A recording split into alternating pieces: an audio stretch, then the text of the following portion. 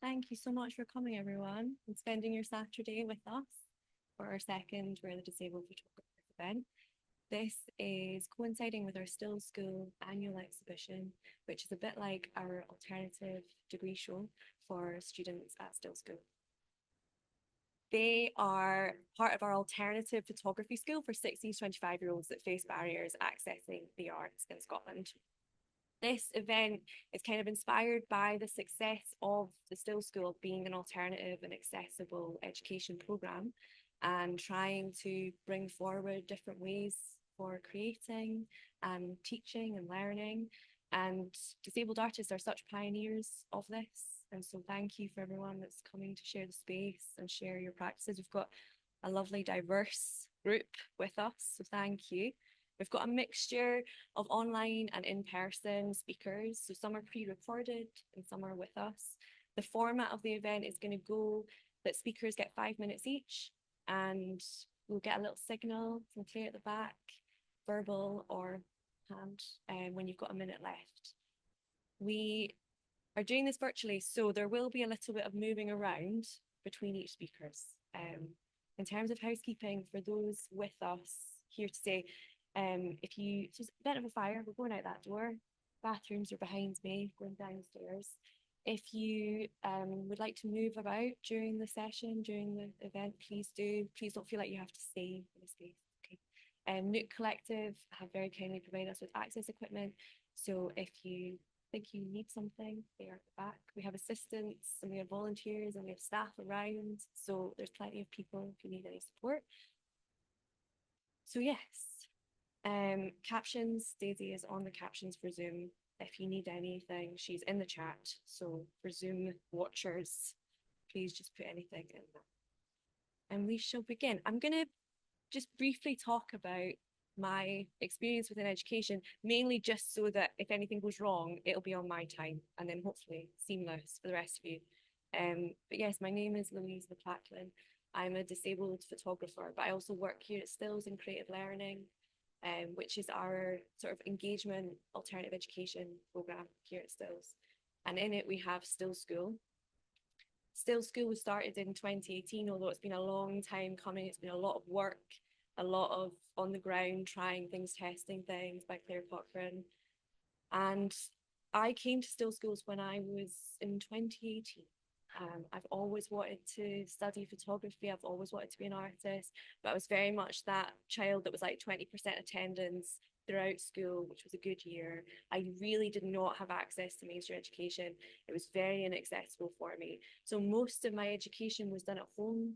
I was very lucky and I was given a safe, supportive environment to learn, but it was generally one in which mainstream education felt like a constant failing, felt like you were doing a terrible job, and it felt like a lot of advocacy to try and gain an education and be in a space rather than actually accessing it and learning. I left school at 15, technically 16 because that's legal age, but by 15 I was gone. And I went to college. I had no qualifications really, but I wanted to study art because art, I think many of you will probably relate.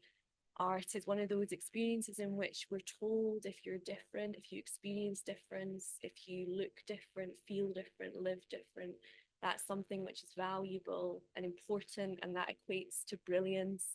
And therefore, if you are disabled, if you're chronically ill, that kind of puts us in a category in which we feel like it's a space for us to succeed.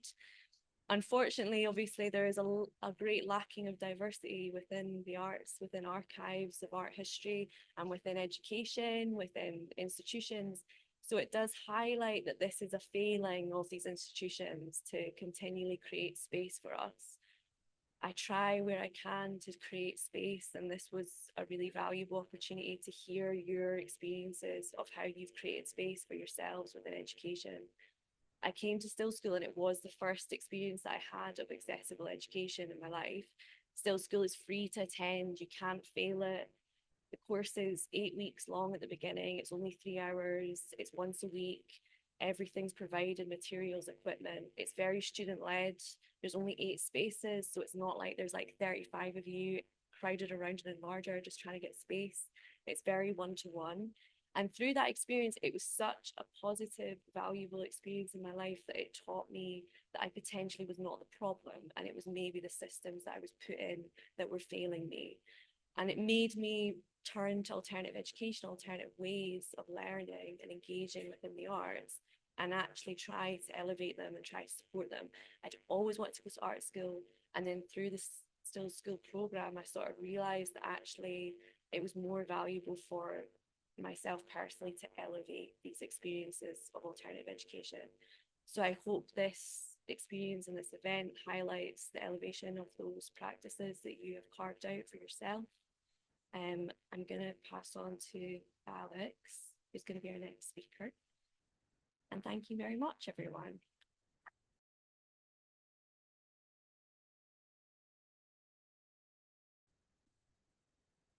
Hello, everyone. My name is Alex, and I currently study photography.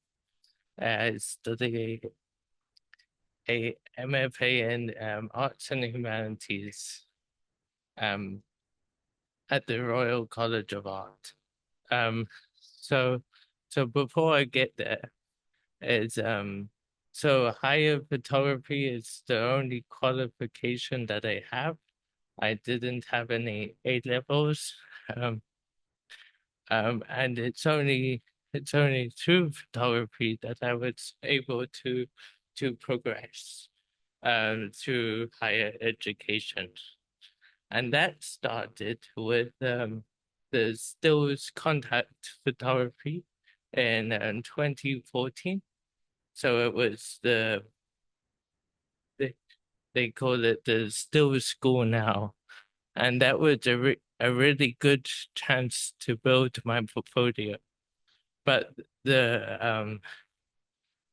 due to having very mild cerebral palsy, um, I had to give myself a lot of time and grace. And so I took the course multiple times to get familiar with the workings of equipment and understanding my own limitations. So from the stills contact photographers, I progressed to a H&C photography at Edinburgh College. And they only did that because I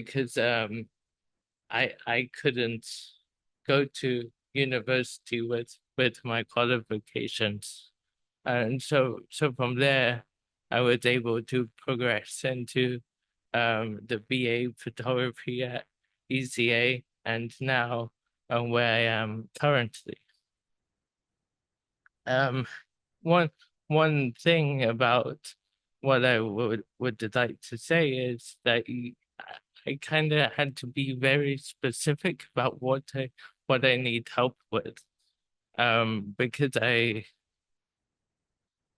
because I can do sort of 90% of things, but just by saying that I have like a sort of disability, I didn't want to sort of pigeonhole myself into actually saying and people thinking that I couldn't do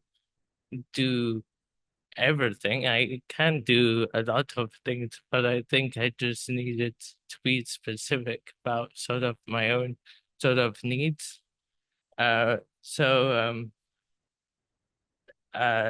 for example, at the ECA, I did a bookbinding elective, so I had to sort of learn about sort of stitching and things like that, and because I couldn't necessarily do it, I had the assistant that kind of helped me, but but I didn't allow that to understand and learn about the sequencing of books. And I think I know that my final submission was a concertina style book. So I don't know if you're aware, but a concertina book is where you kind of fold bits of paper, so it doesn't require a thing, a stitch. Um, so so something that needs to be addressed is treating any additional support need with respect and maturity. It is common that people with additional support needs and disengage when their access needs are not taken seriously.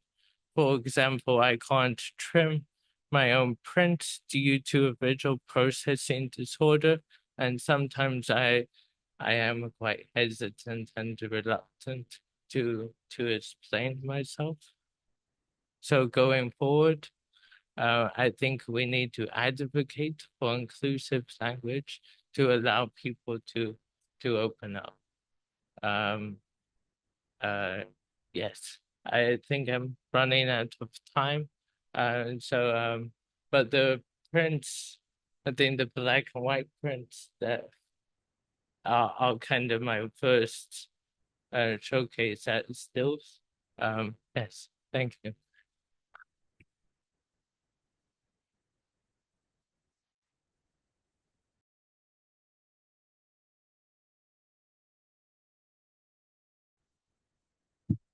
Hi, my name is Natasha Williamson, and I am a disabled photographer currently studying at the University of Salford. I am in my final year of my BA and I specialise in socially engaged photography with a focus on disability.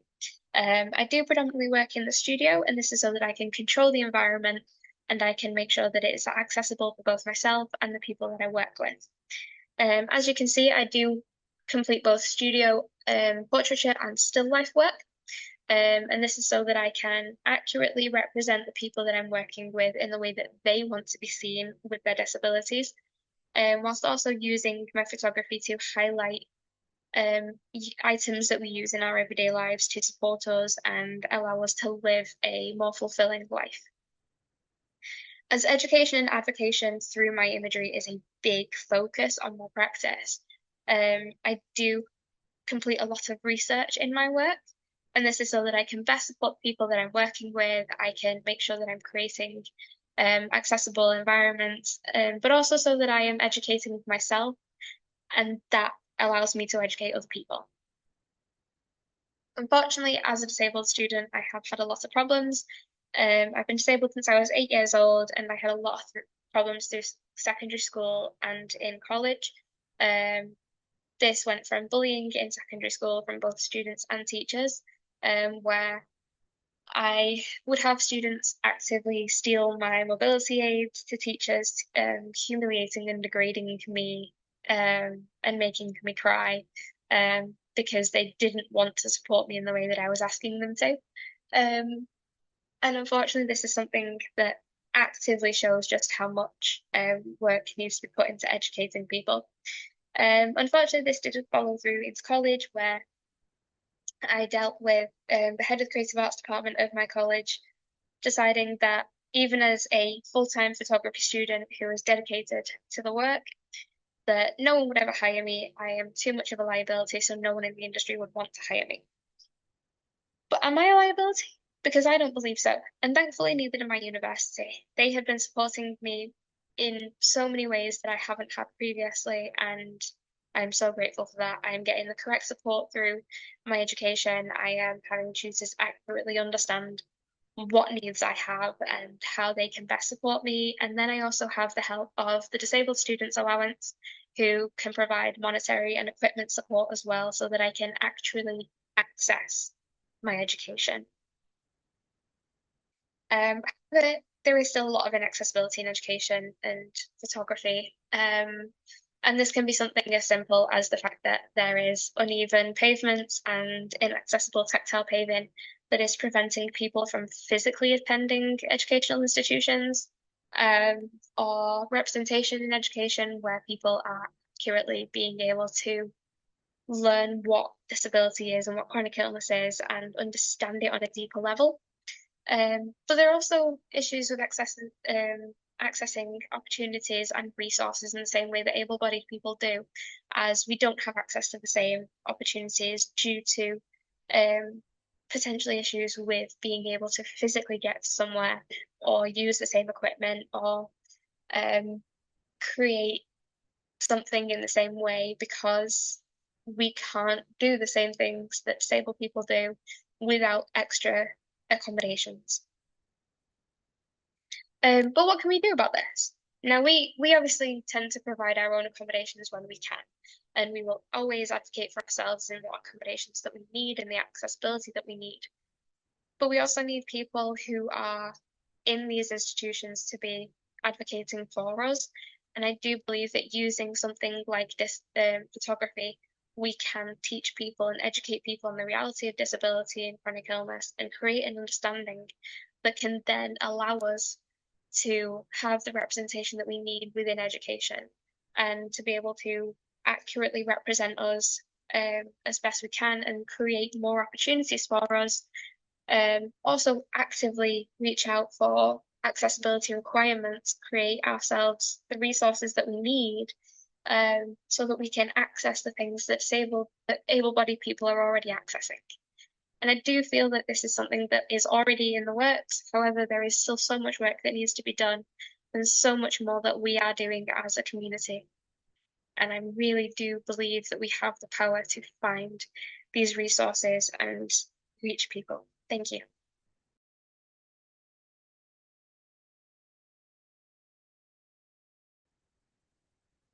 This is by Aindreas Scholz. Where are the disabled photographers? Creating space, photography through my lens of disability. As a photographer living with severe dyslexia, navigating photographic education has presented numerous past and current challenges. This text explores my journey and the broader implications for educational practices in photography, underscoring the need for inclusive and adaptive learning environments. Alternative education programs, bridging gaps in representation. Traditional photography courses often fail to support students with disabilities effectively.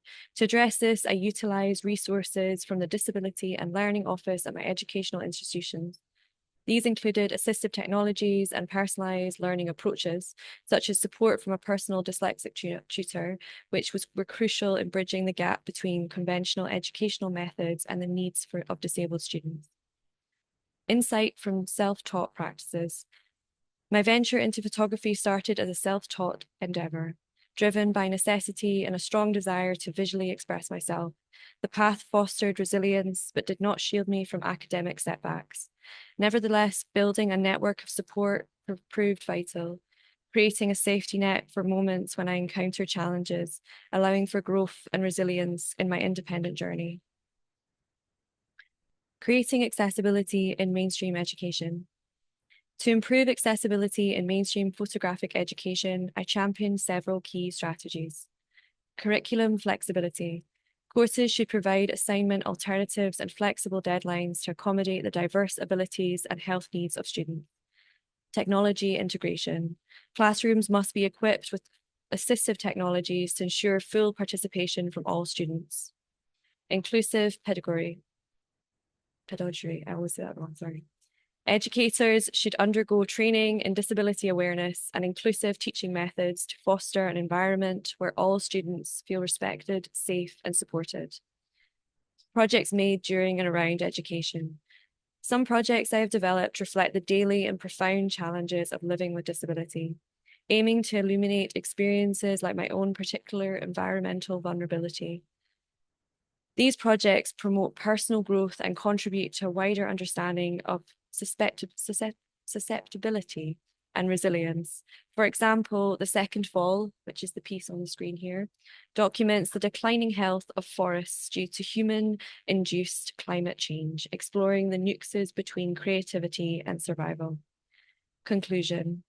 Integrating disabled perspectives into photographic education not only diversifies the voices within the field, but also enriches it by introducing a wider range of experiences and expressions.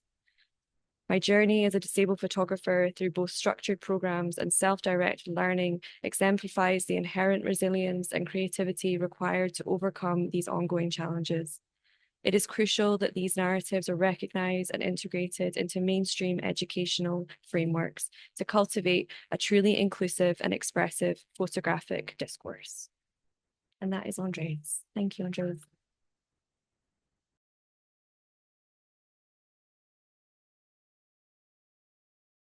Hi folks, my name is Amy, and I'm an artist and researcher based in Glasgow. I was diagnosed with ADHD near the end of my final year at Edinburgh College of Art. So I'm going to be talking to you a bit today about navigating mainstream education as a disabled photographer. So if you go on my LinkedIn, it looks like this. It is a lovely kind of clean linear progression from graduating from ECA to this kind of early research career. You will notice that I kind of strayed from a physical creative practice more into academia. The reality that you won't see people posting on LinkedIn ever is this. Don't worry if you can't read my handwriting, it's more kind of illustrative. My journey from high school, graduating high school to ECA in itself was 3 years. And I really believed that I needed to be in a top institution in order to have a kind of culturally engaged career.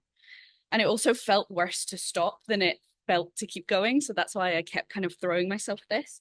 And I was diagnosed right around the bottom, just before our degree show was cancelled because it was 2020. And I had, when I was diagnosed at university, the doctor said kind of earnestly, how did you get this far? It's unusual for people with ADHD to pursue education to this stage. So that was kind of very affirming. But right, so I wanted to talk to you a bit about this project I made in my second year at ECA. And I went onto their website to see how they build their fine art courses in their own words. And they build them as kind of a space for experimentation, development, critique, and engaging with culture. At the time of making this project, I was still undiagnosed at this point, and I had hit a point where I was struggling so much with my mental health, but also the physical symptoms that were manifesting in my body. I could no longer engage with anything cultural. I could, as much as I wanted to. And I didn't necessarily at the time think this was a unique story to tell, but I only felt capable of turning the lens on myself and on my bedroom. There is a debate about what extent neurodivergency is an impairment, but for me, it was showing up as chronic exhaustion, this complete inability to engage effectively with my learning, and chronic exclusion. So feeling so disengaged with my cohort that it was kind of borderline traumatic. Art school mimics the rigid structures of the real world, and grades are also a very individual and time-sensitive thing, which I think is not necessarily compatible with the creative process, certainly as well when you're dealing with impairments. So you can see I had a kind of dichotomy between maintaining a professional image as an emerging artist and also desperately oversharing on social media and trying to find answers to why I was struggling so much. But things got better when I understood my impairments, and I would actually do ECA again. So I want to end on a positive note. This is a current work in progress after a period of stillness in my work. I couldn't stop thinking about the Fig Tree by Sylvia Plath. If you haven't read it, it will ruin your life. And I started taking pictures of people holding figs with an Instax, which is basically a toy camera. But it is financially accessible, it's intellectually accessible for me at this stage, and it was a way to get moving again. It's not necessarily something I would have made at art school, but it's helped me get my process moving again. So I want to leave you with that project and the idea of building yourself a manifesto rather than harming yourself to fit the rigid structures of education. How can we imagine a better future? How can you use the time, the space, and the resources provided at art school for yourself? So that on the left is what kind of looks like, what it looks like for me. It's about knowing yourself deeply, when to rest and step back so that you can work better.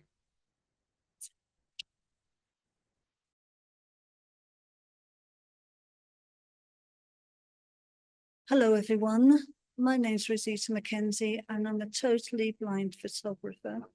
I began my creative career, my photographic career in 2006. I'd been invited by the curator of Inverleith House, Botanic Gardens, Edinburgh, to photograph the live collection, the trees and the plants that people see when they walk through the gardens, as an experiment, really, experimental project. This is very successful and led to me creating 2 more exhibitions based on the Botanic Gardens. The second one was more to do with the glass houses and the nurseries. Then the following year, I created an exhibition based on the scientific research that goes on at the Botanic Gardens and is vital to the progress and development of research materials for the Botanic Gardens, which is renowned for its collections as a botanic resource around the world.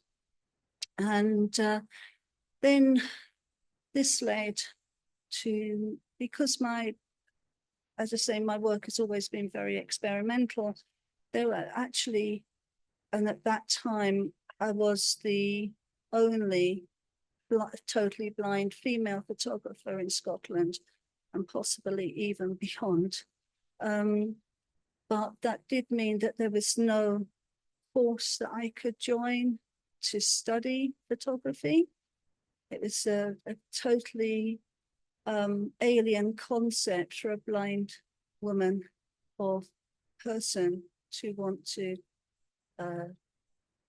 practice as a photographer.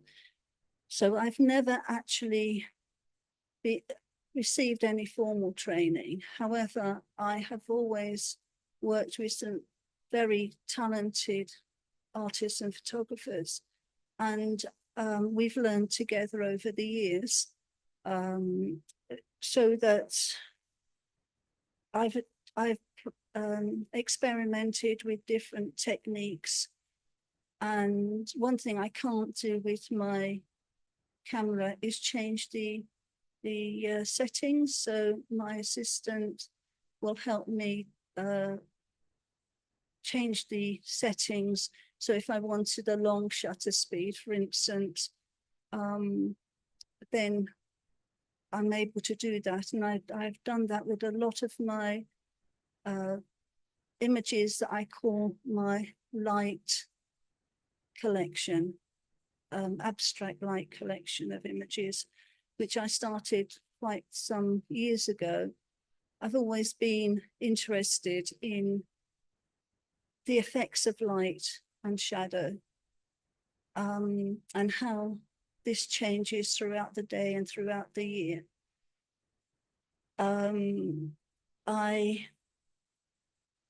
For inspiration, I went again to the Botanic Gardens, the winter light shows. They were held there for several years. And then the Castle of Light, Edinburgh Castle, and Edinburgh Zoo, amongst other places. Oh, 1 minute. Okay, so gone too quickly. Anyway, I'll speed on. I've covered so many different subjects of portraiture in Portobello, where I live, and various other things. But I would like to say that I really do feel that when it comes to education for disabled photographers, the one thing that people tend to forget is what we're missing by not being part of an artistic community. We're missing out on the support. We're missing out on the inspiration and motivation that we can get from being with other people. And also, it's not just about access to the facilities, but it's also about access to and from the facilities, which I'd like people to sort of bear in mind as well. So sorry about that if I've rambled on too long. Thank you.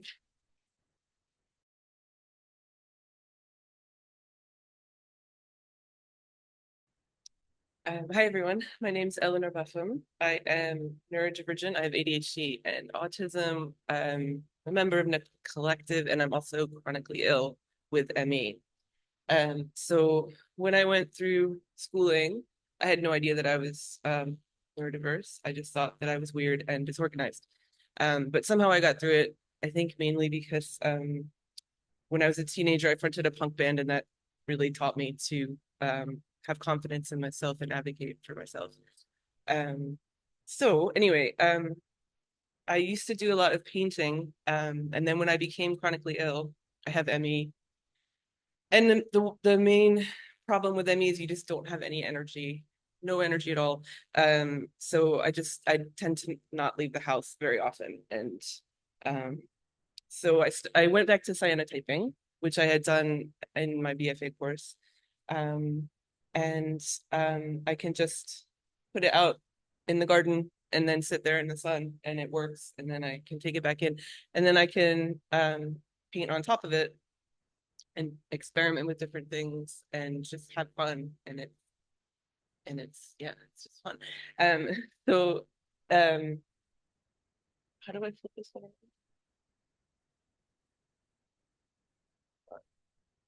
There we go. So yeah, so like this one I painted into and stuff.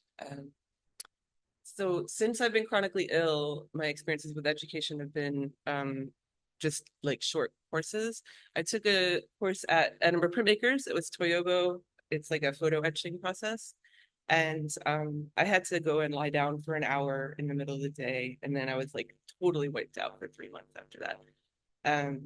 And I've done stuff like self-taught, or well, I've done lots of self-teaching, but also like the Domestica online courses. I've done them, and they're quite good because I can do it at my own pace. I can do it in my own house. And if I need to rest, I can rest. That's me.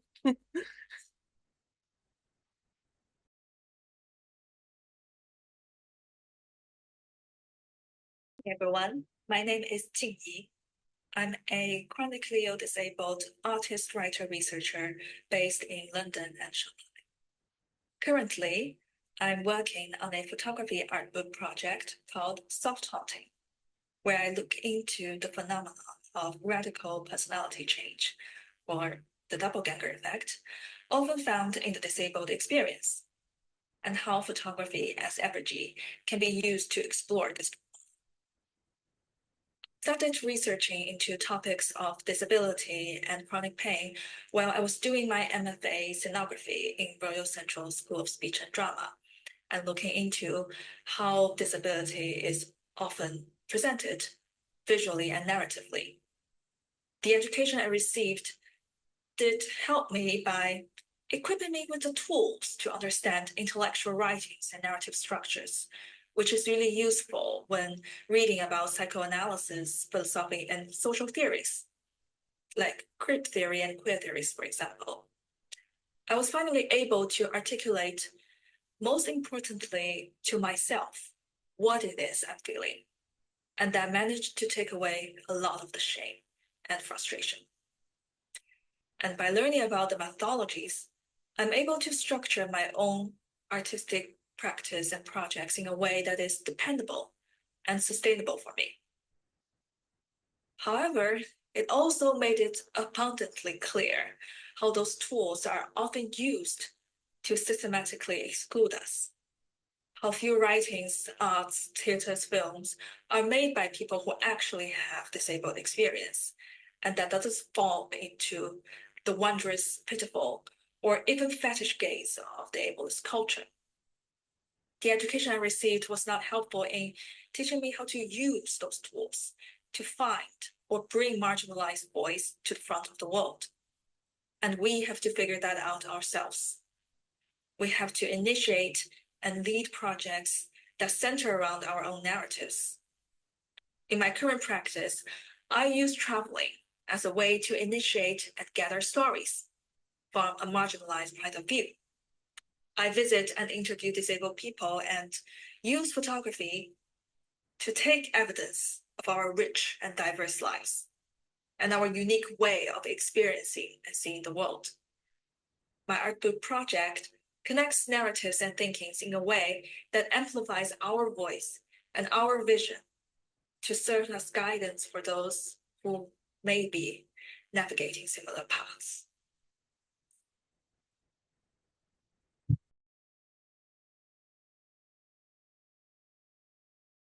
Hello. Thank you so much for having me. It is a real privilege to be here. My name is Chris Belous. I'm 30. After a long period of illness, I'm now in my first year at Edinburgh Napier, where I'm trying to be a photographer. I'm a white non-binary person with short brown hair, and I'm in an all black outfit. My path to where I get to where I am today is a bit non-linear, like many disabled people. So this is a timeline of key points in my photographic experience. The main things to note are that my formal arts education was interrupted when I was 15. My first degree was actually in German and linguistics. I got my first DSLR in 2015, which was a point in my life, one of the only points in my life where I ever had any money. And I fell into working as a photographer in 2017 after shooting a drag show as a favor for a friend. Up until Napier, I was self-taught, and this is what some of my early photographs look like. I was using my DSLR to record and understand my experiences, especially when I went on year abroad during my German degree. I also tried a bit of photojournalism, and I took a lot of photos at protests. They really were my bread and butter for a long time. But mostly I was just messing around, and I was too scared to shoot on manual. So it was all aperture priority, which makes me laugh now. I learned a lot more on the job when I was shooting things like club nights, a lot of queer events and conferences. Casual name drop for Nicola Sturgeon there, just showing off. But I had a lot of random clients. It really was by accident. And this was also while I was working as a personal assistant with disabled people. So I'd scraped enough knowledge together to work with a flash gun, and I was now brave enough to shoot on manual, which was a good change. But this is all off my own back. But then I got too sick to work, and I got too sick to make. For a while, from 2019 until pretty much last year, I just wasn't barely able to pick up a camera. I developed chronic fatigue syndrome. I'd nearly died. And I had to spend a few years recovering. But in 2023, I started thinking I might be well enough to return to working part-time. But I had this huge gap in my CV, 5 years, coming up to 5 years. So I needed to spend a while figuring out what to do next. And I experimented with a lot of ideas, but I always came back to photography. But I'd been out of the game for a long time, so I couldn't just walk back into freelancing. All my networks were gone because I'd been gone for so long, plus COVID had completely changed the landscape. Everything was different. So I needed to figure out how to get access to opportunities. And I also felt I'd stagnated as a photographer. I was good at like 3 things and nothing else. So I decided that my best option at this point was to pursue a formal education. So I ended up applying for Napier. I got in. I'm now in my first year. It's going all right. I knew this wouldn't be straightforward, and it hasn't been. And the 2 biggest reasons for that are money and accessibility. Just switch over to this so it's pretty. Money is one of the biggest limiting factors, and you really feel that as a disabled person who has to live under the UK's benefit system. You get punished if you work, and you're always under surveillance. You aren't really allowed to have savings, never mind that you don't really have enough money to save.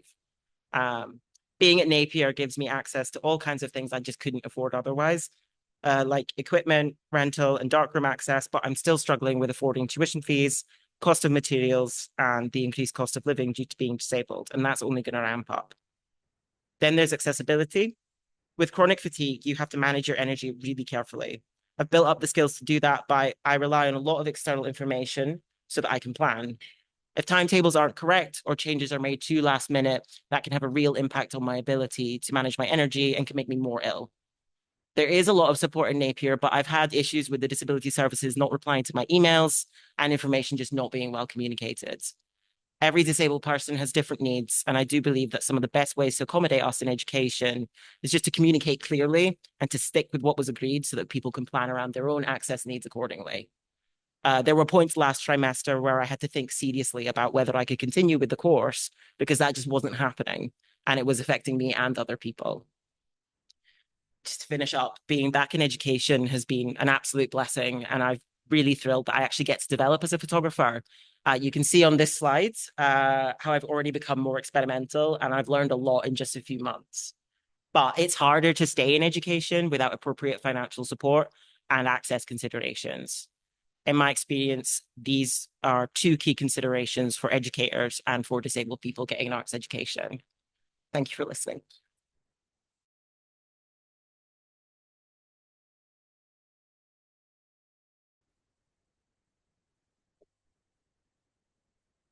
My name is Ink, and my pronouns are they, them. I'm a youngish white person with a short beard. I'm wearing a maroon dress, dark trousers, and I'm sitting in my wheelchair. I work as an artist, a facilitator, and an advocate across live and visual arts. And I mostly make work about care on global and personal scales. There's an image beside me on the screen, and I'll describe this visually soon. In a few months' time, it will be 6 years since I first came here. In 2019, I was working as a self-taught theatre maker, performing my second show and writing my third. That part of my life was going pretty well, and I wasn't particularly thinking about education. A very simplified version of my experience of school is that I attended mainstream high school full-time for 11 weeks in total. It was incredibly inaccessible to me, and even if the people around me were able to recognize that, they didn't have the language or the concepts to communicate. In the years that followed, processing all of those educational experiences led me down many research rabbit holes, and by 2018, access was something I was thinking about a lot in relation to how people experienced the theatre I was making. However, my experiences of education had been so poor that I hadn't even stopped to consider if accessibility could make education relevant to my present or my future. Alongside my theatre work, a very simplified version of my personal experiences, personal circumstances at that point is that I'd been homeless for about a year. Nearly 1 in 4 young trans people in Scotland experience homelessness before the age of 25, but that's not something we like to talk about. It is, however, how I ended up here, because I saw an advert for Stills school courses, and the line at the bottom said that Stills would reimburse your bus ticket. You're telling me that if I come here for a couple of hours, I can go anywhere in Edinburgh for free for the rest of the day? I couldn't sign up fast enough. At first, photography was the side effect of being here. The side effect became the picture beside me. A photo montage image of a warmly lit cavernous room in a cathedral, made of hundreds of images of mine and my transgender friends' bodies.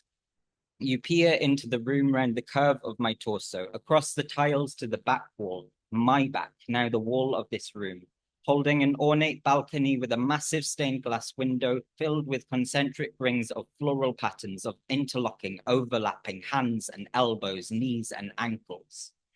I gravitated towards making photo montage work because I have pretty limited capacity to go outside. During the course, I made most of my pictures from my bed in my temporary accommodation, unencumbered by access barriers. I took most of these photos that make this image from my bed in my own flat a few years later. At Stills School, accessibility wasn't a separate process, bureaucratically available to some and not others. It just was the process of learning. It was a dynamic everyone thing, the multiplicity of meeting each person and group for who they are. Disability justice activist Leah Lakshmi Peepsner Samarasina notes in a quote that we make progress when we move away from access as a thing begrudgingly given by non-disabled people to disabled people, and instead move towards access as a liberation and joy we give to each other. The image I'm showing was inspired by a poet called J. Hume, who compares cathedrals to the bodies of trans people due to the ways they are built, renovated, and rebuilt over hundreds of years. I'm not religious, but I appreciate this idea of old buildings that we hold reverence in having trans histories. I appreciate that this comparison offered me a stepping stone to start to find wonder and offering reverence to my trans disabled body. As someone who comes from a community who often dies young, I appreciate the idea of thinking about my body as something that can be old and ancient. These are ideas that I started to be able to process, invitations of value and care I was able to start to offer to myself when I experienced an education in photography that was interested and curious in what it could be to me, rather than what I could become to it. Originally, this was meant to be like a test piece for a larger project, but that's kind of been on pause for a while because my focus has somewhat shifted more to advocacy. I'm using my creative practice to look at the culture of culture, collaborating with youth arts organizations to develop how they work and support neurodivergent children and disabled young people. Because our needs and dignity aren't additional or special. It shouldn't be considered above best practice or exceptional to work well with disabled and neurodivergent children and young people. What I experienced here was brilliant, but that doesn't mean it should be rare. Thank you. Thank you, Eng. That is a beautiful finale. Left you to last for a reason. That is all of our speakers, everybody. Thank you so much for sharing the space with us in person and online. A joy and a privilege. We really appreciate your generosity and sharing your lived experiences. And thank you for all the work that you do.